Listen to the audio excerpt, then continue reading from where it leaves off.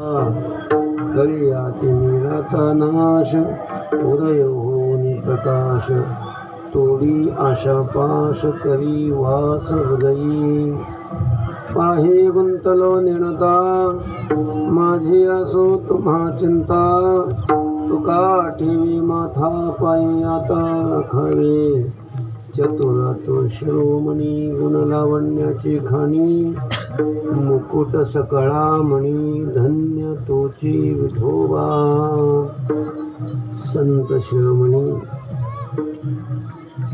वैराग्याचे महामेरू श्रीमंत श्री जगद्गुरु तुकोबाराय या अभंगातून पांडुरंगाकडे मागणी करतात. विठ्ठल विठ्ठल विठ्ठल विठ्ठल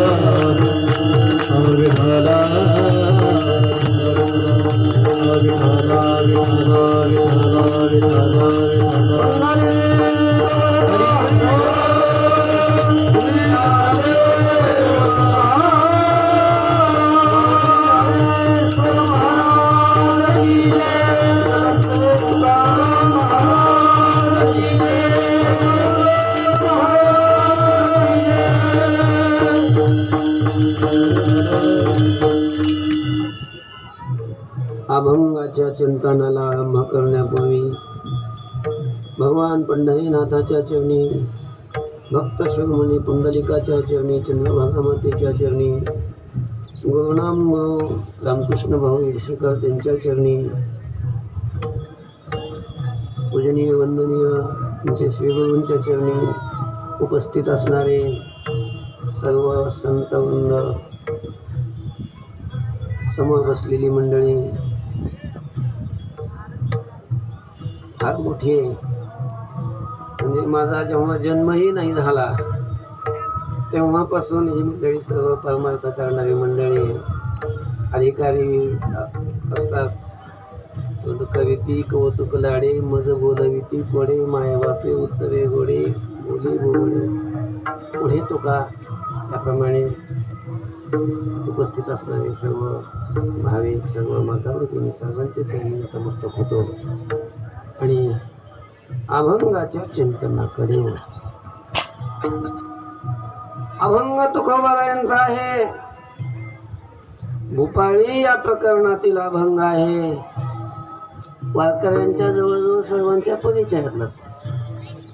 सकाळचं जे भजन असतं त्याच्यामध्ये भूपाळी जे प्रकरण आहे ते भूपाळी प्रकरणामध्ये हा 3ऱ्या क्रमांकाचा अभंग आहे मालिकेत.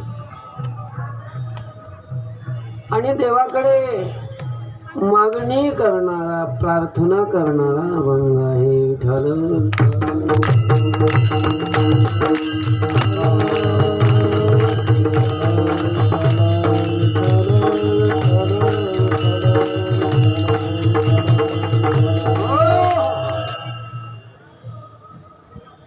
देवाकडे प्रार्थना तुकोबाराय करतात, मागणी करतात. मागणी करणारे तुकोबारायांचे अभंग अनेक आहेत. याही अभंगातून मागणी करतात. कारण परमार्थ करणारा जो मनुष्य आहे त्या मनुष्याला जे साध्य प्राप्त करायचं असतं ते साध्य मिळवण्यासाठी स्वतः साधना करावी लागते. साधना करत असताना जे प्रतिबंध होतील त्या प्रतिबंधाला दूर करायचं असतं आणि त्या साध्यापर्यंत पोहोचायचं असतं. जसे आपल्याला संसारामध्ये एखादं साध्य मिळवायचं असेल, प्राप्त करायचं असेल तर ते साध्य प्राप्त करत असताना काही प्रतिबंध येतात आणि ते प्रतिबंध आपल्याला दूर करायचे असतात. तसं परमार्थातही साध्य प्राप्त करत असताना परमार्थातलं साध्य म्हणजे भगवत प्राप्ती आणि भगवत प्राप्ती रूपी साध्य प्राप्त करत असताना मिळवित असताना अनेक प्रतिबंध येतात. मोठे मोठे प्रतिबंध असतात. काही दिसणारे असतात, काही अदृश्य असतात, पण प्रतिबंध हे निश्चित अशा प्रकारचे ते करतात. आणि मग त्यावेळेला साधक नेटातुटीला येतो. तो प्रतिबंध दूर करून, प्रतिबंध निर्माण करणाऱ्या शत्रूला परास्त करून साध्यापर्यंत पोहोचण्यासाठी साधकाच्या ठिकाणी तेवढी शक्ती आवश्यक असते, बळ आवश्यक असते. ते बळ, ती शक्ती ज्यांच्याकडं होती, ज्यांच्याकडं असते, ते आपल्या बळाने, आपल्या शक्तीनं प्रतिबंध दूर करतात, शत्रूला पराजित करतात आणि साध्य प्राप्त करतात. असं अनेकांनी एकी केले हातो फळे काया बळे पावळे, काया बळे पावळे, काया बळे पावळे. एकी केले हातो फळे काया बळे पावळे, काया बळे पावळे,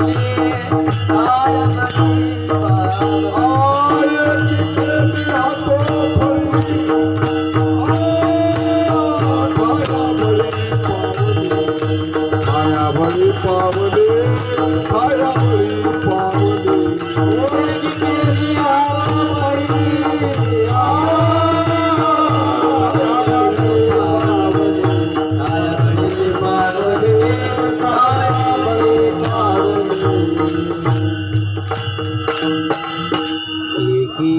हातो फळी. काही एकाने ज्यांच्यामध्ये ती शक्ती होती त्याने हातोफळी केली. हातोफळी केली म्हणजे झोंबाझोंबी केली. कोणाशी? शत्रू बरोबर. परमार्थ करणारा साधक हा शूर असावा लागतो. त्याला अनेक शत्रूंना तोंड द्यावं लागत असतं. परमार्थ करणाऱ्याचे कोण शत्रू आहेत? परमार्थ करणाऱ्याचा पहिला शत्रू आहे संसार. संसार हाच शत्रू आहे. मग त्या संसाराचे दोन प्रकार, काही बाहेरचा संसार आणि आतला संसार. आणि या शत्रू बरोबर त्याला युद्ध करावं लागतं. रात्रंदिवस आम्हा युद्धाचा प्रसंग, अंतर्बाह्य जग आणि मन. जगाबरोबर युद्ध करावं लागतं.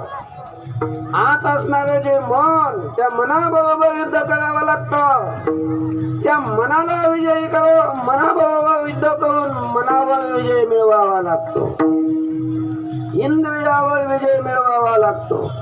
मनात असणारे सर्व विकार, काम, क्रोध, लोभ, मत्सर, अहंकार या सगळ्यांना अशा प्रकारचं जिंकावं लागतं. जिंकलं तर तो शूर आहे. जिंकावा संसार देणे नाही शूर. या सगळ्या संसाराला जिंकावं लागतं. आणि मग त्याच्यासाठी शक्ती पाहिजे. आणि ती शक्ती म्हणजे शरीरात असलेली शक्ती नाही. या संसाराला जिंकण्यासाठी, विकारांना जिंकण्यासाठी जी शक्ती लागते ती शक्ती म्हणजे विवेकाची आणि वैराग्याची शक्ती. विवेकासहित वैराग्याची बळ धगधगीत ज्वाळ अग्नी जैसा. विवेक आणि वैराग्य असावं लागतं. ती शक्ती ज्यांच्याजवळ होती त्यांनी संसाराबरोबर, या विकाराबरोबर युद्ध केलं आणि या संसाराला पराजित केलं आणि त्या ठिकाणापर्यंत पोहोचले. असे शुक्राचार्यासारखे ज्यांच्यात ती धमक होती, ज्यांच्यात ती ताकद होती. कारण ते जन्माला येताना सगळ्याला जिंकून आले. विषय जिनोनी जन्मले जे शुकारिक दादले. विषयाला जिंकूनच ते जन्माला आलेले होते. असे शुकाचार्यांसारखे त्यांनी आपल्या स्वतःच्या बळाने ते साध्य गाठलं, साध्य प्राप्त केलं, मिळवलं. पण काय, ज्यांच्यात ती शक्ती नाही, संसाराला जिंकण्याची शक्ती विवेक नाही, वैराग्य नाही, भाव म्हणावा तसा अंतःकरणात नाही. मग अशा अशक्त असणाऱ्या आणि साध्याची अपेक्षा असणाऱ्या अशा लोकांनी काय करायचं? त्यांच्याकरता हे प्रार्थना हे उत्कृष्ट साधन. बाकीची साधना करणाऱ्याला साधना करून त्या साधनाच्या शक्तीनं, स्वतःच्या शक्तीनं देवापर्यंत जावं लागतं. आणि प्रार्थना, मागणी, करुणा भाकणं हे साधन असे की हे साधन साधकाला साध्यापर्यंत पोहोचत नाही, मग साध्याला साधकापर्यंत घेऊन येतं. विठाल विठाल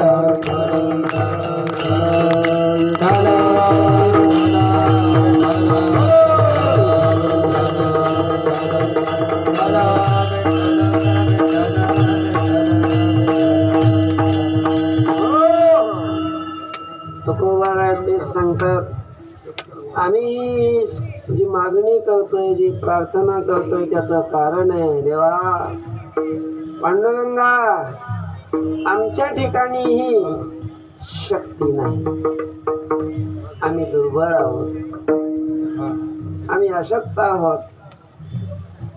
आम्ही देवा शक्तीहीने, भाकू तेने करुणा, आम्ही शक्तीहीन आहोत आणि शक्तीहीन असल्यामुळं तुला आम्ही करुणा वागतो, तुझ्याकडं प्रार्थना करतो, मागणी करतो असं तुकोबाराय म्हणतात. आणि तुकोबाराय देवाच्या समोर उभं राहून, देवाच्या समोर पदरपासून अतिशय नम्र होऊन, दीन होऊन किंवा भागतात, करुणा भागतात, प्रार्थना करतात. अभंगाच्या प्रथम माझे चित्त तुझे पायी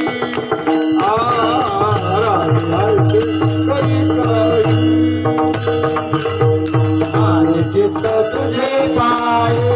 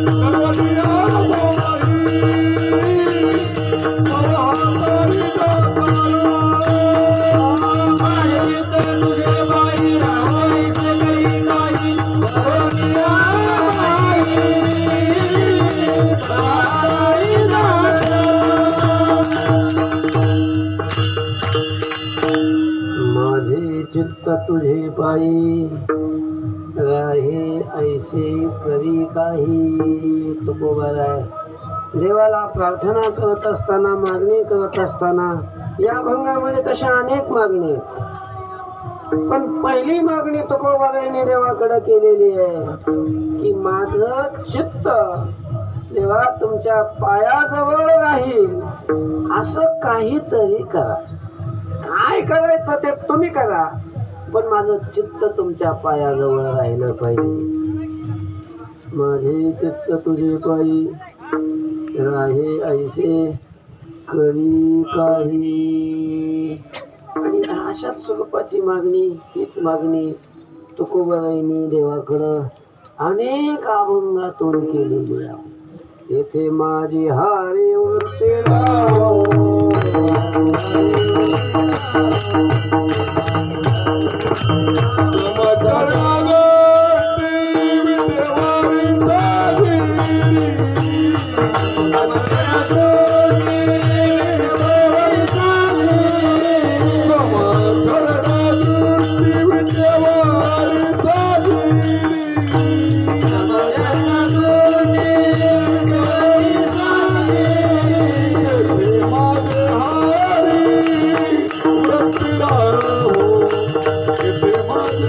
Hare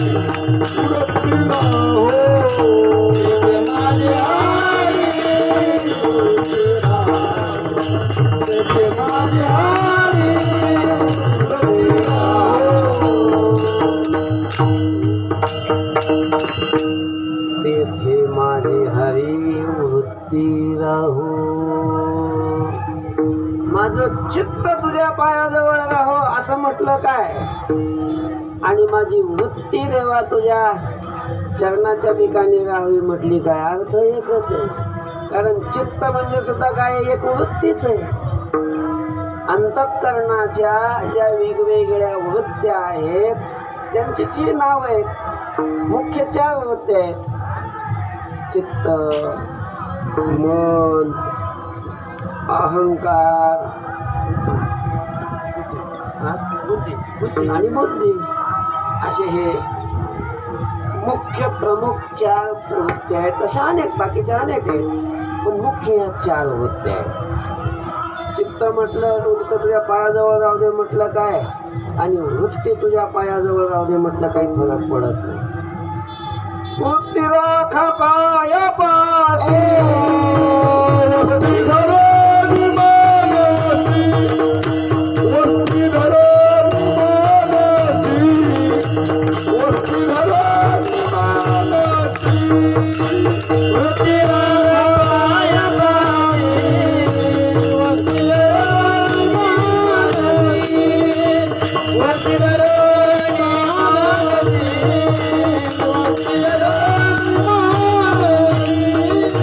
वस्ती राखा पायापाशी, वस्ती धरून मानसी, वस्ती धरून मानसी, वस्ती धरून मानसी. वस्ती राखा पायापाशी,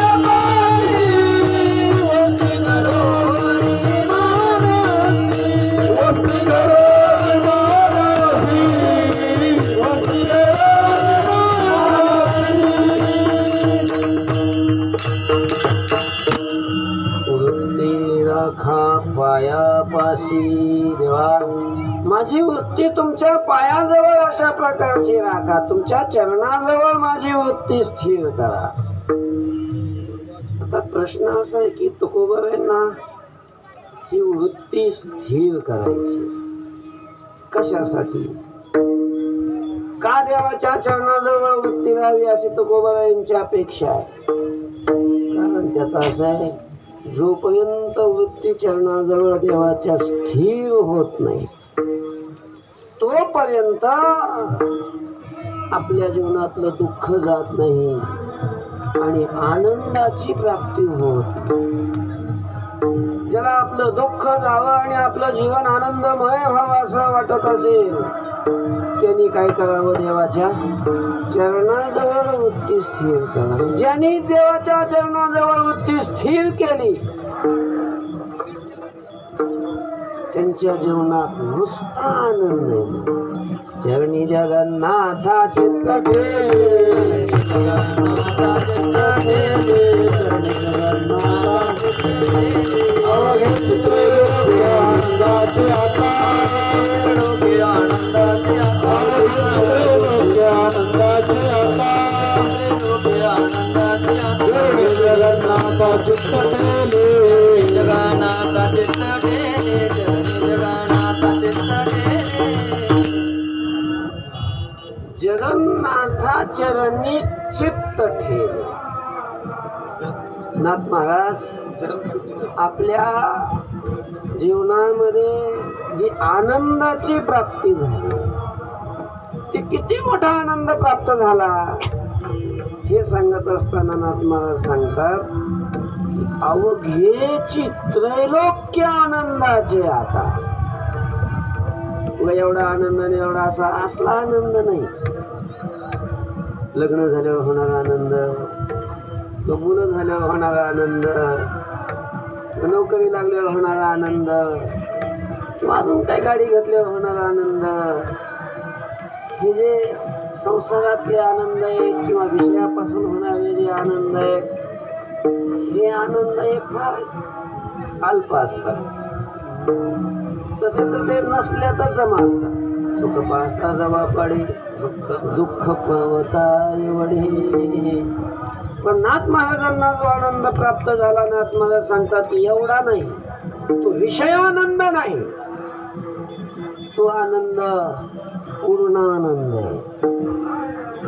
अवघीची त्रैलोक्य आनंदाची, सगळं त्रैलोक्य, सगळं जगत हे आनंदाचं आहे, आनंद स्वरूप आहे. मी हे आनंद स्वरूप आहे आणि सगळं जगत ही आनंद स्वरूप आहे, ही प्रतीती नाथ महाराजांना आहे.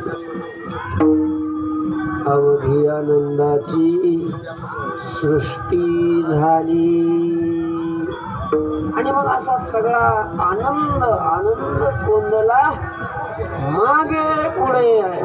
आतही आनंद, बाहेरही आनंद, आनंदाशिवाय दुसरं काहीच नाही. अशी स्थिती प्राप्त होण्यासाठी साधन करावं लागतं. देवाच्या चरणाजवळ चित्त स्थिर व्हावं लागतं. नाथ महाराजांना विचारलं, तुम्हाला ही आनंदाची सृष्टी कशामुळे झाली? सगळं जगत आनंद रूप का झालं? का प्रतीतीला आलं? चरणी जगन्नाथा चित्त ठेले. जगन्नाथाच्या चरणाजवळ चित्त स्थिर झाल्यामुळं. आणि म्हणून तुकोबारायांची ही अपेक्षा आहे, ही नाथ महाराजांना प्राप्त झालेली स्थिती आपल्यालाही प्राप्त व्हावी. म्हणून आपलंही चित्त कुठं स्थिर झालं पाहिजे? देवाच्या चरणाजवळ चित्त स्थिर झालं पाहिजे. आणि म्हणून तुकोबाराय देवाकडे मागणी करतात, माझे चित्त तुझे पायी राहे ऐसे करी काही. आता प्रश्न हा आहे की तुकोबाराय देवाला प्रार्थना करतात, की प्रार्थना करण्यापेक्षा जर तुकोबारायांना देवाच्या चरणाजवळ चित्त स्थिर करायचं होतं तर स्वतःचं चित्त आहे ना. चित्त कुणाचं आहे? तुकाराम महाराजांचं आहे. मग स्वतः त्याने देवाच्या जवळ चित्त स्थिर करायचं ना. देवाला मागणी करायची काय गरज आहे? विठ्ठल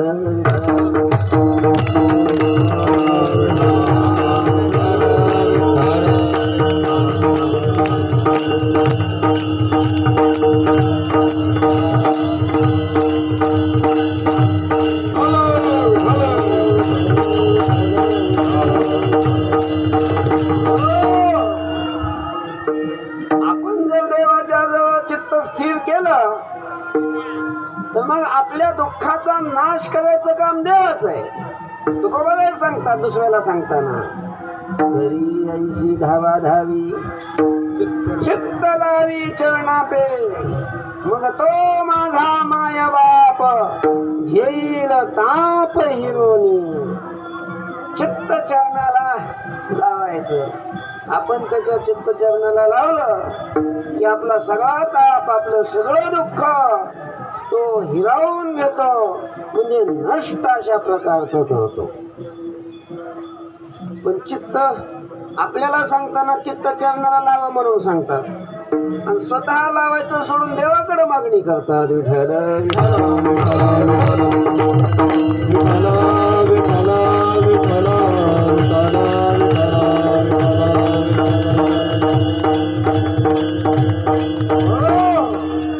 स्वतः का बरं चित्त देवाच्या चरणाजवळ स्थिर करत नाही?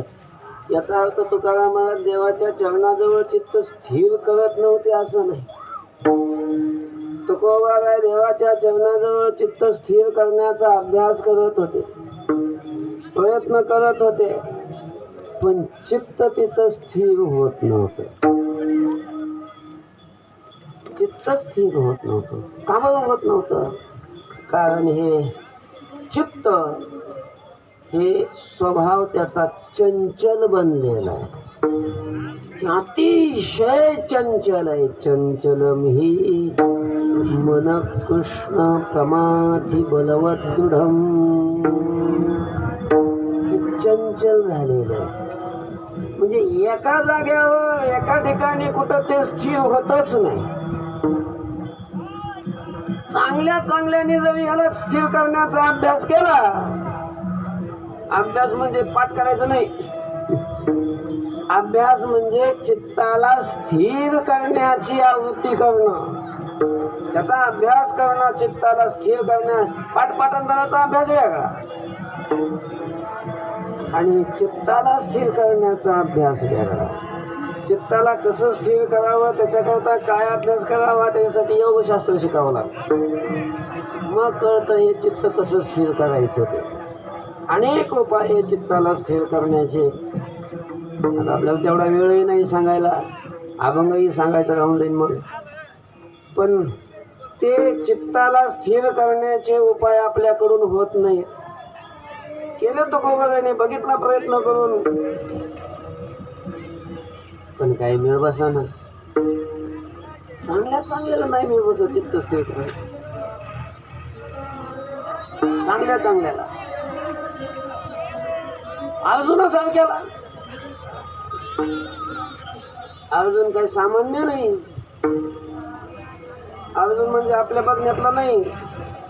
तो अर्जुन ज्या अर्जुनाचं वर्णन करत असताना ज्ञानोबा वर्णन करतात, जेणे संग्रामी हवा जिंकिला, निवांत कवचाचा ठाव फेडिला,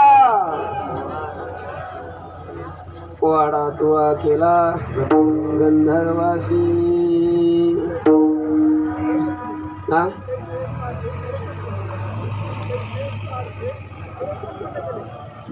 हा ते पुण्याचं नाही. तर ज्या अर्जुनाने युद्धामध्ये भगवान शंकरावर विजय मिळवला, शंकर म्हणजे ईश्वर, ज्यांच्या संकल्पाने सगळ्या जगाचा नाश होतो, असे भगवान शंकर. त्या शंकराला ज्यांनी युद्धामध्ये जिंकलं, निवात आणि कवच नावाचे जे दैत्य, त्या दैत्यांचा ठाव ठिकाणा नष्ट करून टाकला, तो अर्जुन. त्याचं मन त्या ताब्यात नसेल. किती संयम आहे अर्जुनाचं मनावर, एक कथा सांगतात ना. अर्जुन ज्या वेळेला स्वर्गात गेला, म्हणजे जिवंत असताना स्वर्गात गेला होता अर्जुन. काही शस्त्र वगैरे प्राप्त करण्यासाठी स्वर्गात गेला, आणि स्वर्गात गेल्यानंतर काही शस्त्रविद्या प्राप्त केली. त्याच वेळेला स्वर्गावर काही दैत्याने आक्रमण केले, तेच निवात कवच. निवात कवचाने आक्रमण केलं, देवांचं आणि दैत्यांचं युद्ध सुरू झालं. त्याच्यामध्ये देवांचा पराभव होण्याची वेळ आली. हे अर्जुनाला कळालं. अर्जुन युद्धामध्ये उतरला, अर्जुनाने युद्ध केलं, आणि असं युद्ध केलं की त्या निवात कवचांचा ठाव ठिकाणा सुद्धा ठेवलं नाही. त्यांना तो ठेवलं नाहीच, पण त्यांचं ठिकाण सुद्धा नष्ट करून टाकलं. असं युद्ध अर्जुनाने केलं आणि देवांचा विजय झाला. आता हे सगळ्यांना माहिती होतं की हा जो विजय मिळाला तो कोणामुळं? अर्जुनामुळे युद्ध विजय मिळालेला आहे. आणि त्या अर्जुनावर इंद्राचं, स्वर्गाचा राजा इंद्र, त्याचं खूप प्रेम होतं अर्जुनावर. कारण अर्जुन इंद्राचाच मुलगा होता. प्रेम होता अर्जुनावर, आणि त्याला वाटलं की मग आपण अर्जुनाचा सत्कार करावा. पण एकट्या अर्जुनाचा सत्कार कसा काय? मग ज्यांनी युद्धामध्ये चांगला पराक्रम केला तर सगळ्याचा सत्कार समारंभ ठेवू. आणि मग सत्कार समारंभ ठेवला. आता सत्कार समारंभ ठेवायचा म्हटलं की नुसतं सत्कार करायचा म्हणलं कोणी येत नाही. नुसता सत्कार ठेवायचा म्हणलं कोण येतंय? मग काहीतरी कार्यक्रम ठेवावा लागतो. जसं अलीकडे लोक कीर्तन ठेवतात, तसं मग त्या आता स्वर्गामध्ये नृत्य ठेवलं. कोणाचं नृत्य ठेवलं? अप्सरांचं. स्वर्गामध्ये एका चढीत एक अशा प्रकारच्या सुंदर असणाऱ्या नृत्य करणाऱ्या अप्सरा आहे, त्यांचं नृत्य ठेवलं. सगळे येऊन त्या रंगमंचावर सगळे स्थानापन्न झालेले आहेत, आणि रंगमंचावर येऊन त्या मग अप्सरा एक एक एक एक येऊन अप्सरा नृत्य करायला लागली. मेनका, तिलोत्तमा, रंभा, अशा सगळ्या वेगवेगळे येऊन आपलं नृत्य सादर करायच्या, गंधर्व गायन करायचे. त्यांचं नृत्य सादर झालं की ती जायच्या, निघून दुसरी यायची. राजा इंद्र सिंहासनावर आरूढ होता. बाजूला अर्जुनाचं आसन मांडलेलं होतं, त्या आसनावर अर्जुन बसलेला होता. आणि हे नृत्य पाहत असताना सर्वजण नृत्य पाहत होते. अर्जुन तिथं जाऊन जो खाली मान घालून बसला, वरच मान करायला तयार. प्रत्येकीने यायचं त्या रंगमंचावर आपलं नृत्य सादर करायचं आणि निघून जायचं. पण ज्या वेळेला शेवट नंबर आला कोणाचा? उर्वशीचा. उर्वशी म्हणजे स्वर्गातली सगळ्यात सुंदर असणारी अप्सरा. साक्षात भगवंताच्या शरीरापासून तिच्या शरीराची निर्मिती झाली अशी ती उर्वशी. ती त्यावेळेला रंगमंचावर आली, नृत्य करायला लागली आणि अर्जुनाने जी वरमान केली आणि एक टक जो पाहू लागला ती त्याची पापणीच खाली पडायला तयार. तुझं पाहता सामोरी दृष्टीनं फिरे माघारी. असा एक टक अर्जुन पाहत होता. सगळे अर्जुनाकडे बघायला लागले. आतापर्यंत वेगवेगळ्या अप्सरा येऊन गेला. अर्जुनाने मान सुद्धा वर केली नाही आणि उर्वशी आल्यानंतर याची पापणी सुद्धा खाली पडत नाही. म्हणजे ही उर्वशी अर्जुनाला आवडली, त्याला ती भावली असं सगळ्यांना वाटलं. तसं वाटणं साहजिक आहे. इंद्रालाही तसंच वाटलं आणि म्हणून तो नृत्य झाल्याच्या नंतर सत्कार वगैरे झाले आणि सत्कार झाल्याच्या नंतर कार्यक्रम संपल्यानंतर इंद्राने त्या उर्वशीला बोलावलं आणि उर्वशीला बोलावून सांगितलं, हे बघ